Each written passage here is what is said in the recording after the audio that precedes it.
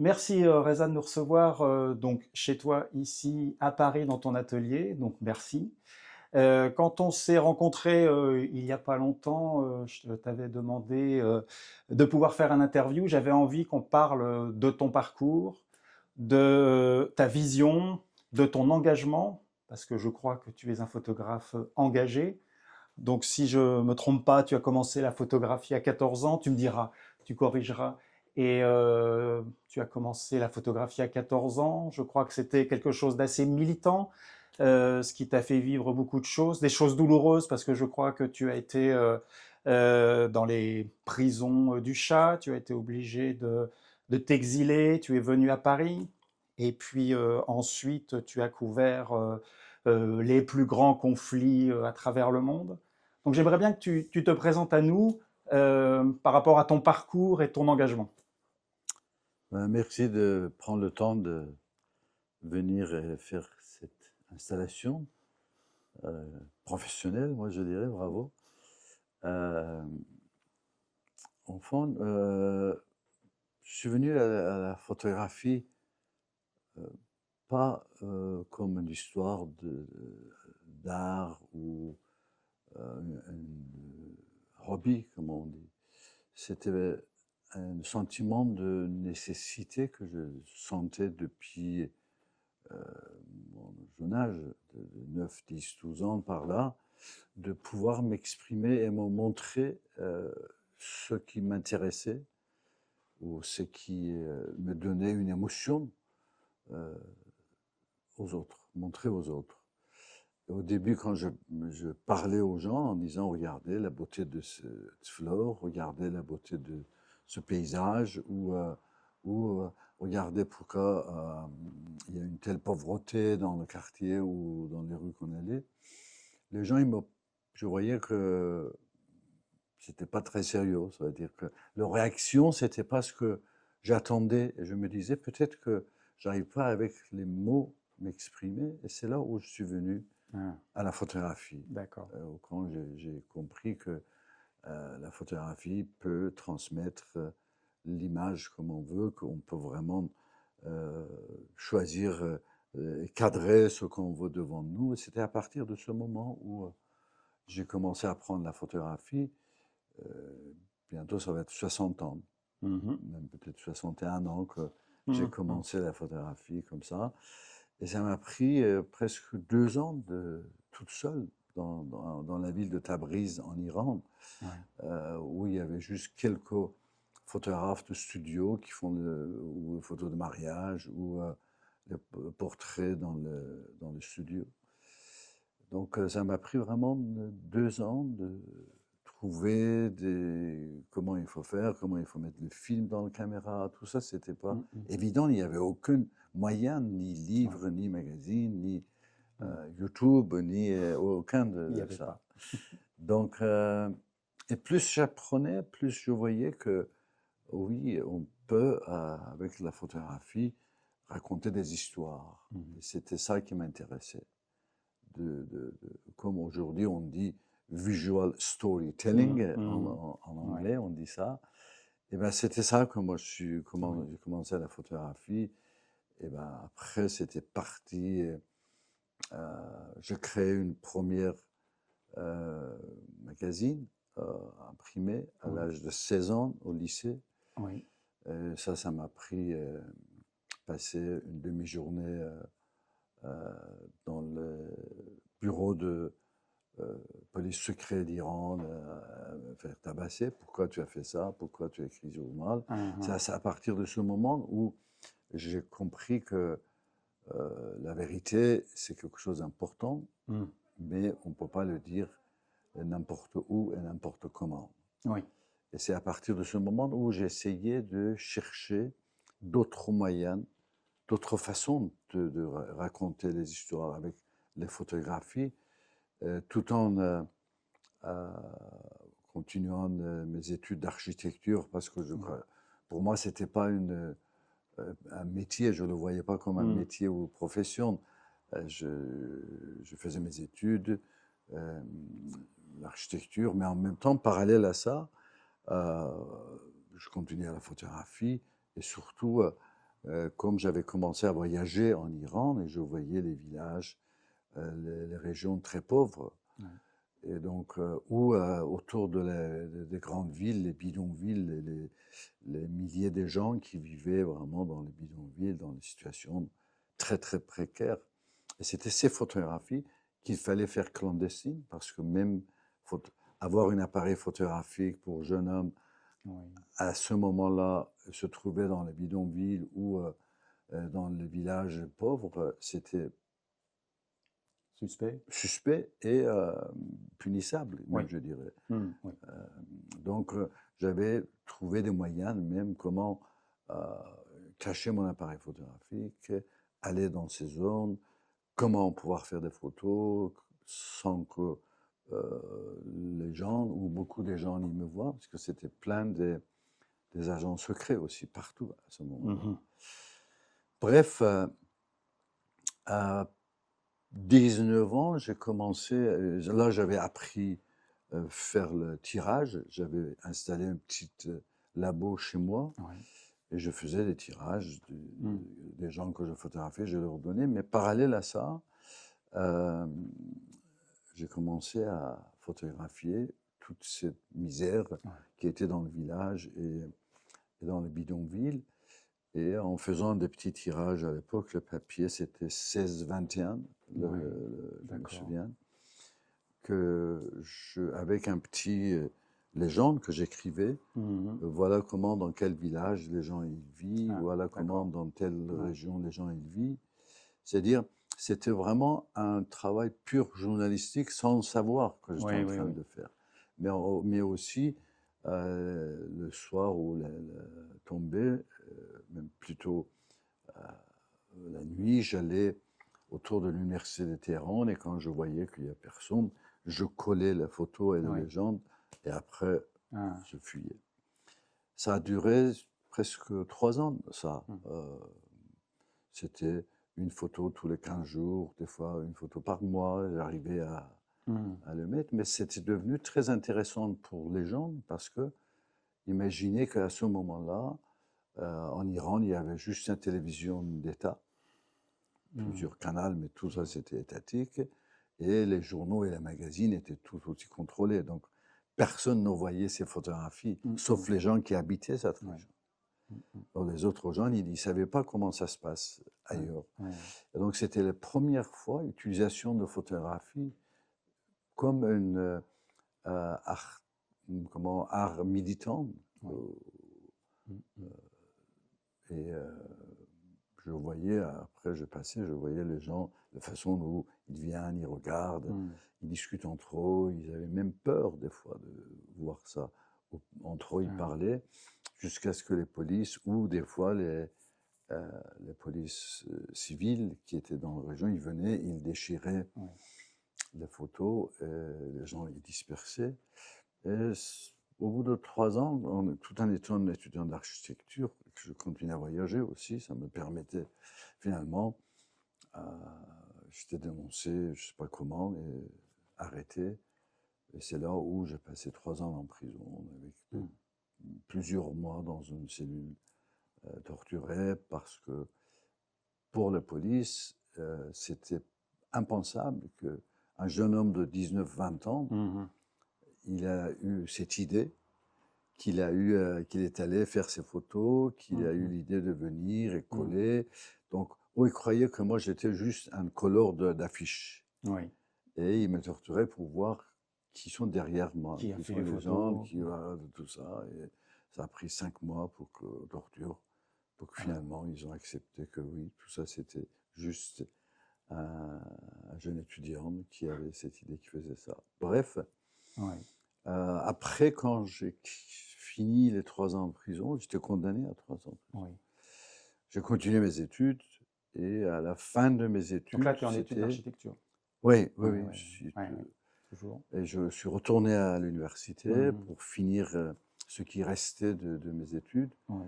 Et là, il y a eu la, la manifestation, comme ces jours-ci en Iran, Oui. exactement, la même chose. Ah oui. Et c'était à ce moment où j'ai travaillé aussi dans un cabinet d'architectes c'était le premier étage, ça donnait sur la grande avenue de Téhéran. Et on avait entendu parler de manifestants. On a entendu pour la première fois des manifestants qui criaient des slogans. En me rapprochant de fenêtres et en regardant, j'ai vu tous les manifestants et le policier et l'armée qui sont venus. Et de deux côtés de l'avenue, ils ont commencé à bloquer Oui. et après commencé à tirer. Mhm.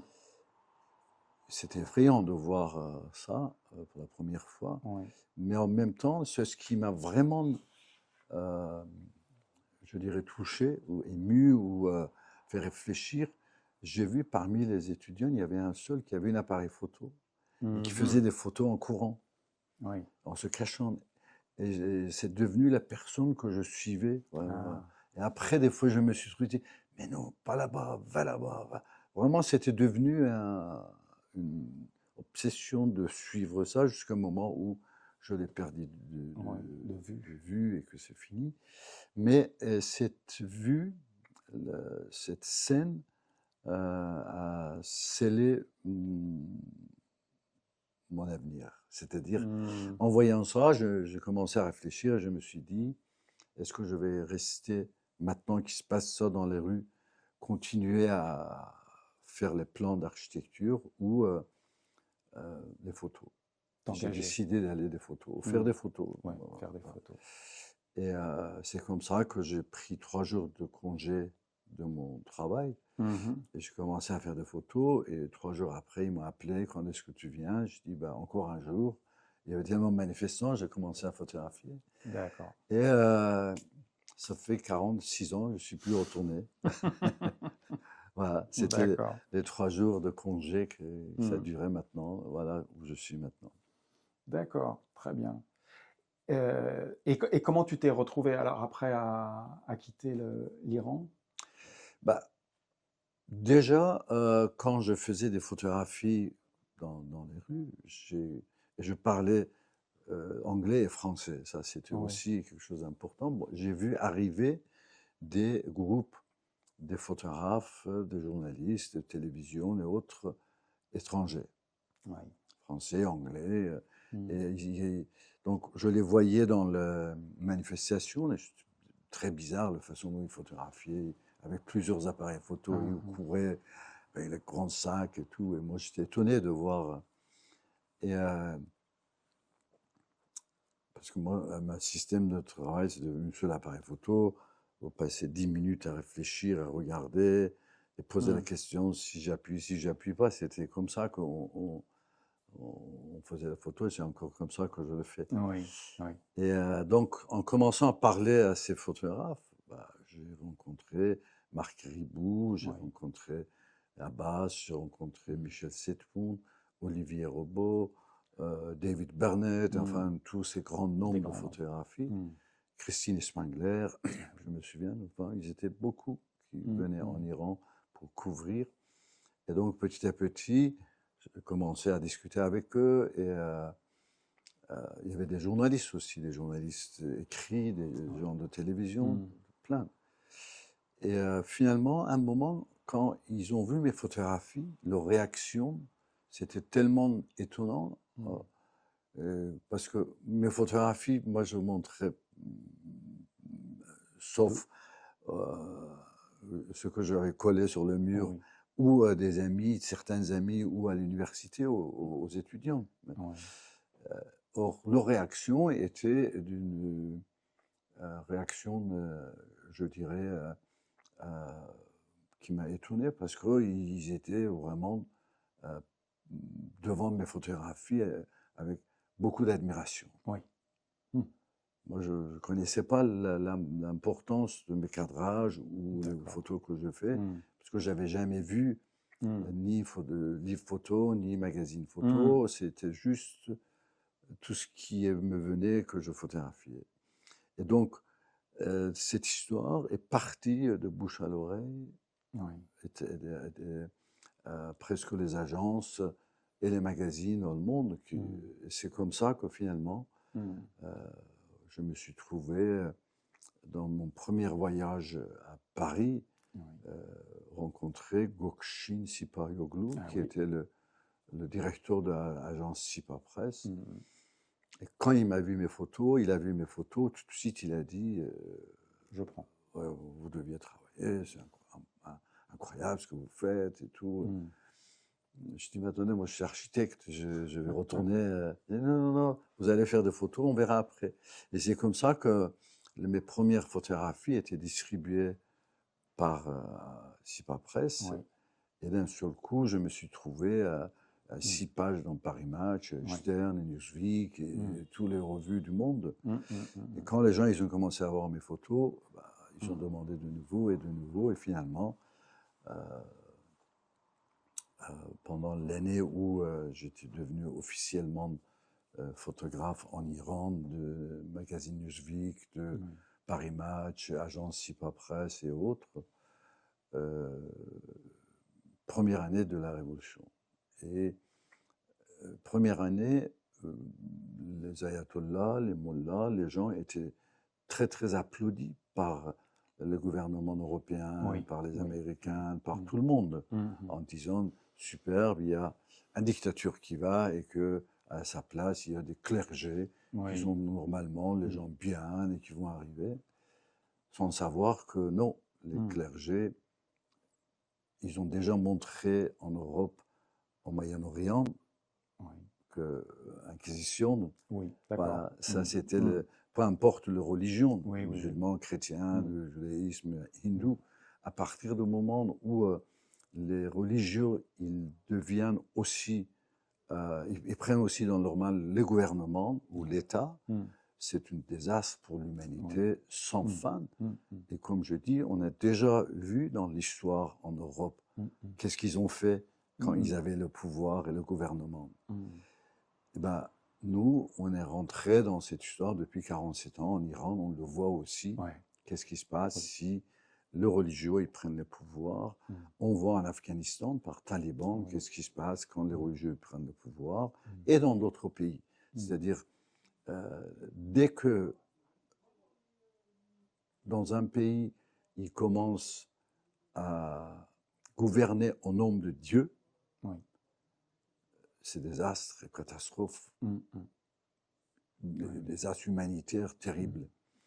Bref, mes photographies, dès le début, ils ont commencé à montrer ça. Le moment où tout le monde disait bravo, le régime islamique, c'est superbe, c'est antidémocrate, enfin, antidictature et tout ça, mais assez vite, quand j'ai vu qu'ils ont commencé à tuer les gens, à attaquer les manifestations, à attaquer les minorités, et ben comme j'avais quand même la connaissance et l'expérience de prison et plein de choses, ça me permettait de trouver des moyens, même si les zones étaient fermées, même si les villes étaient comme ça, et rentrer et faire des photos et envoyer à l'agence et distribuer. Il faut savoir qu'à l'agence SIPA, il y avait presque plus de 20 000 journaux et magazines du monde qui distribuaient, qui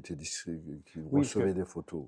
C'était une agence. Pour les gens qui vont regarder l'interview, s'ils sont un peu jeunes, SIPA, ça leur parle peut-être pas, mais on est parmi les plus grandes agences au monde. Les 3 grosses agences étaient à Paris. Bon, il y en avait ailleurs aussi, mais SIPA, on est sur les... Oui, il faut dire que dans ces années-là, jusqu'à l'arrivée d'Internet, enfin, Paris, c'était le centre de photojournalisme mondial. Avec SIPA, Sigma et Gamma.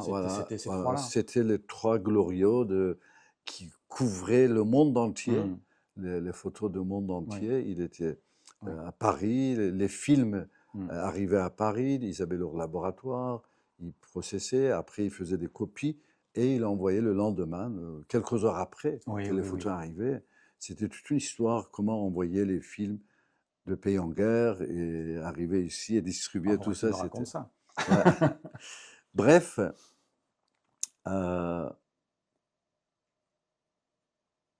presque 1 an et quelques, les mollahs, enfin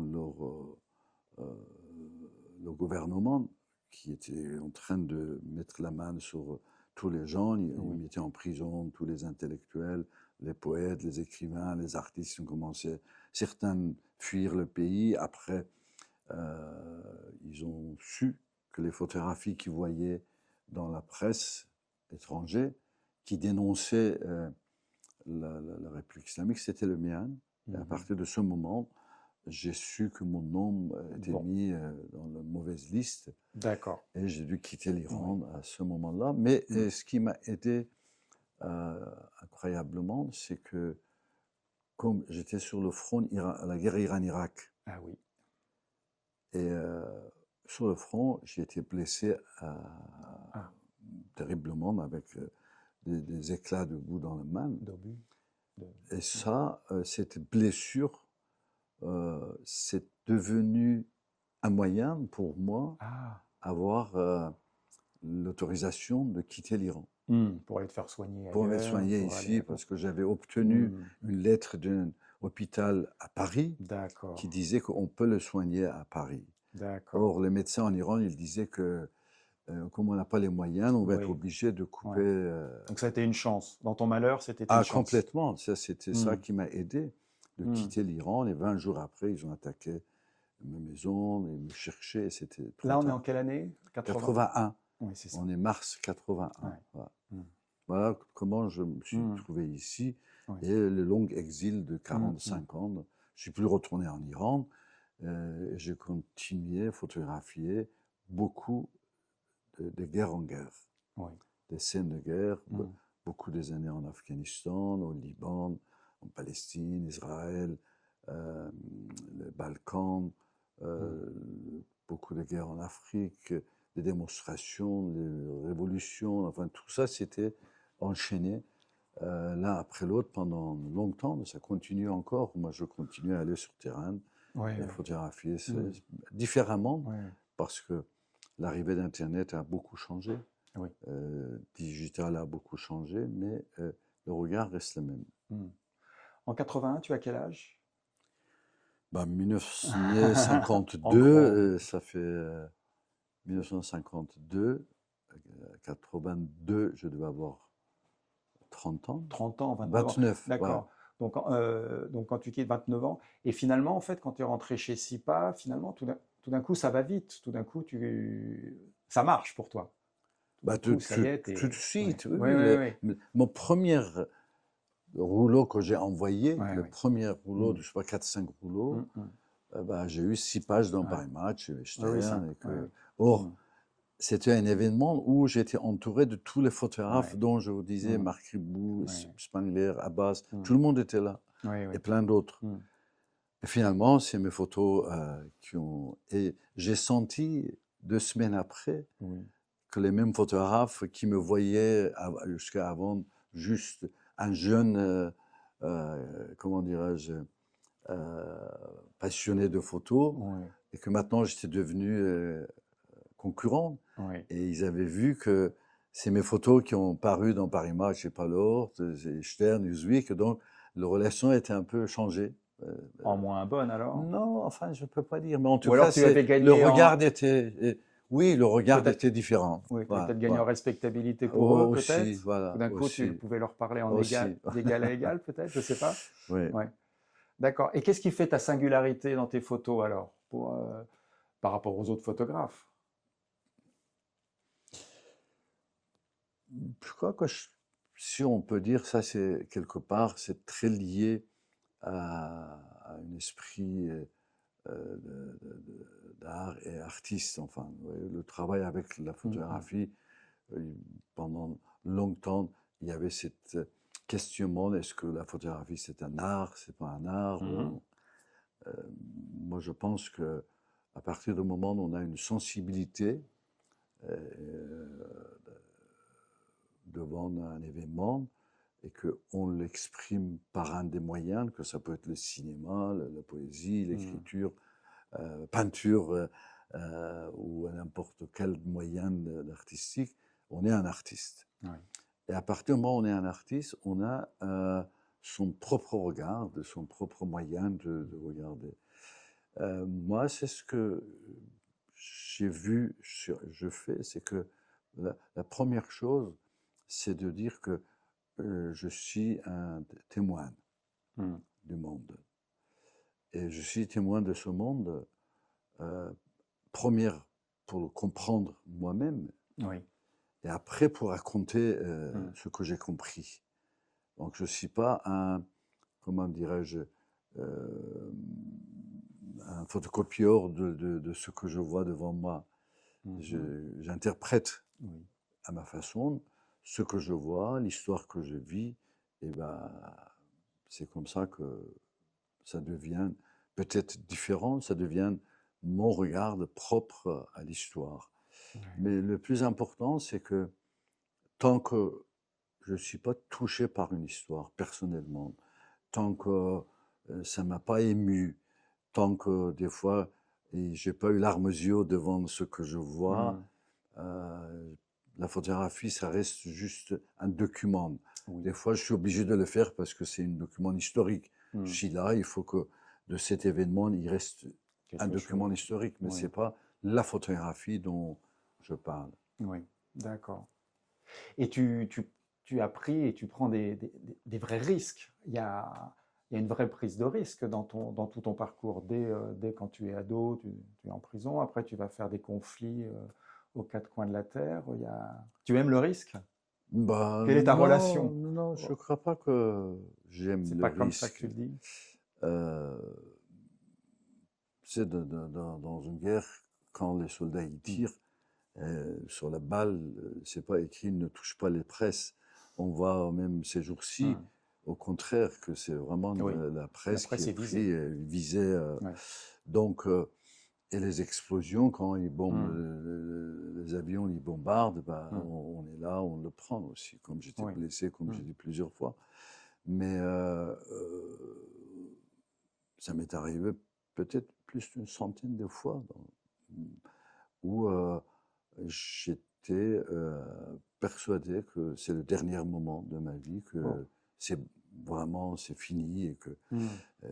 après dans la poussière et le bruit et des gens qui crient et l'explosion, et quand j'ouvre les yeux et je vois, ah ben non, je suis encore là. Hmm. Donc c'est pas du tout aimer le risque, mais au Oui. contraire, quand on vit sa mort, on devient quelqu'un d'autre. Hmm. Et on a une autre relation avec la vie, les entourages, le monde, de tout ce qui compte dans Ouais. la vie, à partir du moment où on est mort plusieurs fois, on a vu sa propre mort, Hmm. donc on n'est plus la même personne. Hmm. D'accord.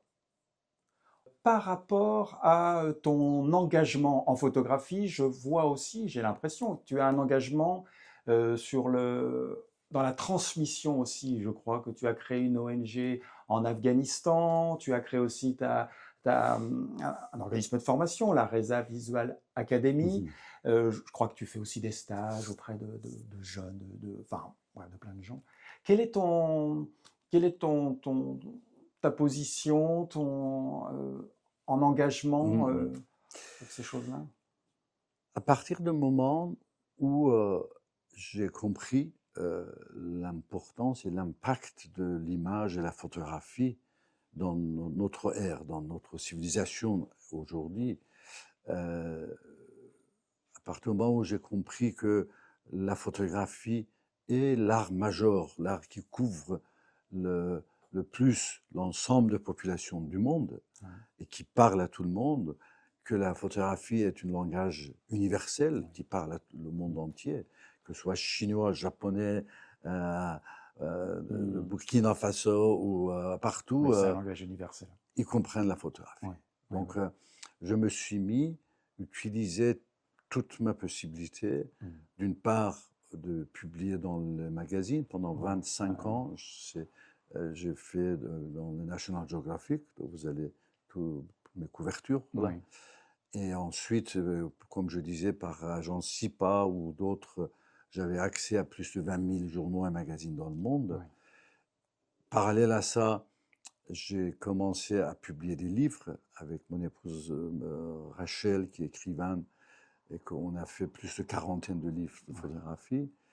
Parallèle à ça, avec le concept d'architecture et utilisation de l'espace public, j'ai commencé depuis les années 90 à être presque le pionnier de exposer partout dans les lieux publics, que ce soit sur les grilles de Luxembourg ou sur les places centrales des différents pays, et presque proche de 400 expositions dans le monde.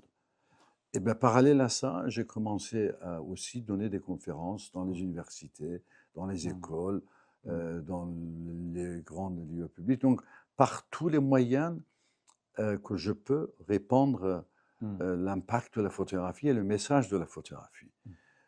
Il y a plus d'une dizaine de films documentaires que National Geographic ils ont fait sur mon travail, qui est distribué dans le channel National Geographic ou d'autres télévisions. Mais très vite, j'ai compris aussi que il faut que les gens qui vivent une histoire, qui sont dedans, eux aussi, ils puissent raconter leurs histoires par la photographie. Et que ça va être différent. Donc, à partir de ce moment, et dès le 1983, presque 40 quelques années déjà, parallèle à mon travail photographique, j'ai commencé à former des gens que j'allais photographier dans les camps de réfugiés, par exemple les Afghans, ou en Afrique du Sud dans les ghettos, et continuer par parler ça jusqu'à créer une vraie grande association, NGO, on dit, ONG, voilà, en Afghanistan pendant 20 ans, à former plus de 1 millier de femmes afghans à tous les métiers du média, photographie, vidéo. Donc, c'est pas seulement de la photographie, c'est vraiment comme une centre de formation de journalisme. Tous les métiers de journalisme. Que dans notre association, on forme des gens pour faire des documentaires, pour avoir une radio. Donc tout ça en Afghanistan, pendant 20 ans, on faisait ça, parallèle à mon travail photographique que je continue à faire. Et une partie de mes revenus, ça va dans ça. Parallèle à ça, il y a une autre association qui est Reza Visual Academy, ou les ateliers Reza, en France on appelle.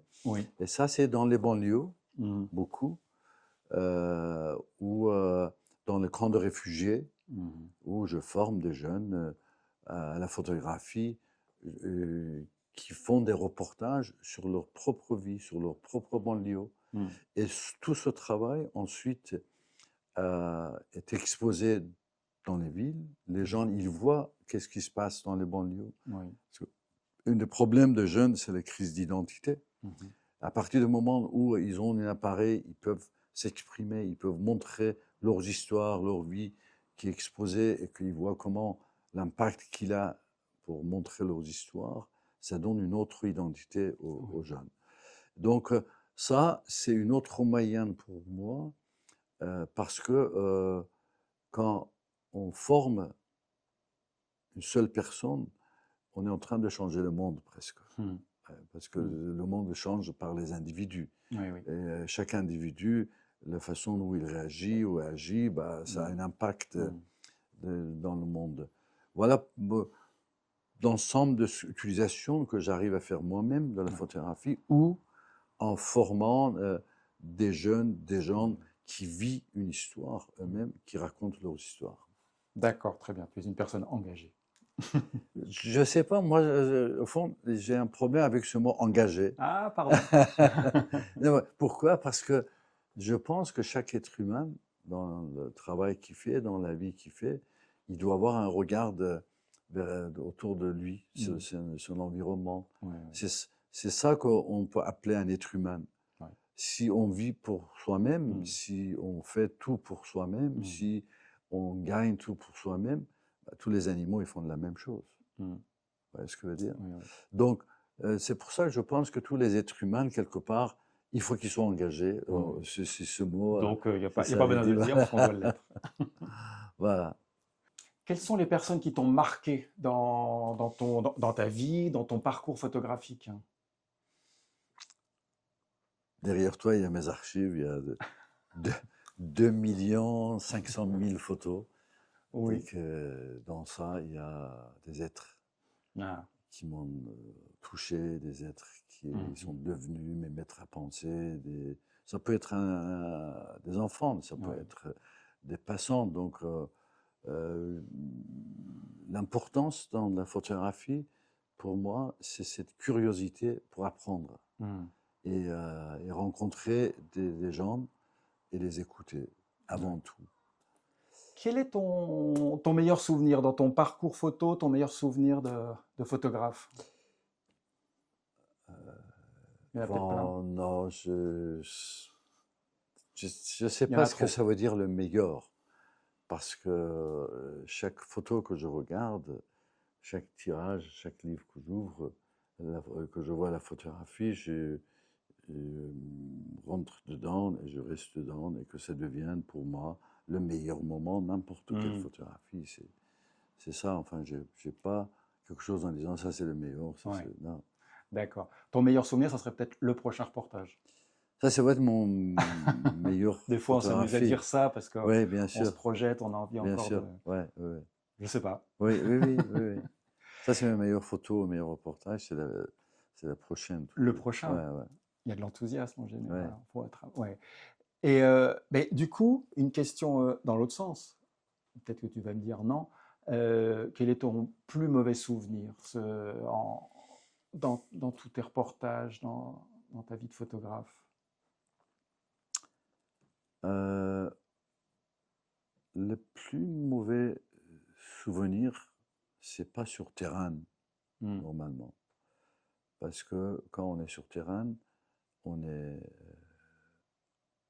conscient où est-ce qu'on va. On est conscient Ouais. qu'on est devant une Hmm. situation euh, terrible. On est conscient qu'on va être dans la souffrance des gens. Euh, le plus mauvais souvenir, c'est après, ici, quand on revient dans la rédaction, quand on veut raconter les histoires que nous avons vécues Ah, ah. et qu'on voit les portes se fermer, qu'on voit que pour des raisons politiques Oui. ou pour des raisons Ouais. de lobbying ou d'autres, il y a Hmm. un groupe qui empêche qu'une histoire soit racontée Oui. comme ça se passe Oui. et qu'on reste Hmm. en regardant les Hmm. journaux, en lisant les journaux, une histoire que nous avons vécue qui est complètement Hmm. racontée dans les médias d'une façon complètement fausse, mais que le lobbying ou je ne sais pas comment expliquer, le, D'accord. le politique général Oui. veut raconter cette histoire Hmm. différemment. Ouais, Ça, ouais. c'est pour moi, Ouais, oui. c'est toujours été mon plus mauvais souvenir. Et ça reste Ça, c'est encore. douloureux. Oui, oui, oui. Ça reste encore. Ouais, ouais. Ouais. Hmm. D'accord. Je vais changer de teneur sur des petites considérations techniques. Ici, je vois presque ouais, que des photos en couleur. Si, je vois une photo en noir et blanc là-bas. Tu fais les deux. Quelle est ta préférence, noir et blanc, couleur? Comment tu choisis entre les deux? Évidemment, comme la photographie était inventée en noir et blanc, Hmm. donc les premières photos Tu sont en as, noir et blanc. tu as commencé en noir et blanc. Et je commençais en noir et blanc. Et après, très vite, j'ai compris que la couleur, c'est beaucoup plus difficile que noir et blanc. Oui. Que noir et blanc, par abstraction de quotidien, Oui. ça attire beaucoup plus, ça devient beaucoup plus parlant, Hmm. et les gens, ils le voient beaucoup plus. Donc la photo en couleur, c'est beaucoup plus difficile. Oui. Mais en même temps, toutes les peintures qui existaient, Oui. c'était en couleur. Oui. Oui. Ça veut dire que les peintres, ils savaient comment utiliser la Hmm. couleur pour raconter Hmm. l'histoire. Hmm. Donc je me suis mis beaucoup, mais pas sur les pas des peintres, et en D'accord. apprenant et en faisant les photos Ouais. couleur. Hmm. Ça m'est arrivé maintenant, récemment, Hmm. enfin, dans des années, de faire aussi quelques sujets en noir et blanc. Mm. Mais comme je vous disais, le noir et blanc est beaucoup plus facile Oui. que les photos couleur. Mm. Je pense aussi, oui. Le, encore des questions techniques. Tu as commencé en argentique, maintenant c'est du numérique. Tu fais de l'argentique aussi. Quelle est ta préférence aujourd'hui? Je n'ai pas de Ouais, préférence, d'accord. je les vois comme des outils. Ouais. C'est un peu comme un peintre ou un poète qui veut écrire et il Mm. dit quelle est la Mm. préférence de crayon pour écrire une Mm. poème. Ah. Mm, Tu vois, mm, ouais, ça n'a pas de. ouais. Pour moi, c'est Mm. vraiment, je le vois comme un Oui. outil. Mm. D'ailleurs, techniquement, même s'il y avait tous les appareils nouveaux qui arrivent et que je suis obligé de les avoir, Oui. mais peut-être que je connais 10% de tous les boutons et Mm. tous les settings de D'accord. ces Oui, appareils, oui. même pas Mm. 10%. Mm, mm. C'est juste quelques-unes qui me permettent Mm. à faire des photos et Ouais. c'est tout. Oui, oui. Dans ce sens-là, ça serait quoi ton appareil photo idéal? L'œil. Ah oui, mince. Oui, oui, d'accord.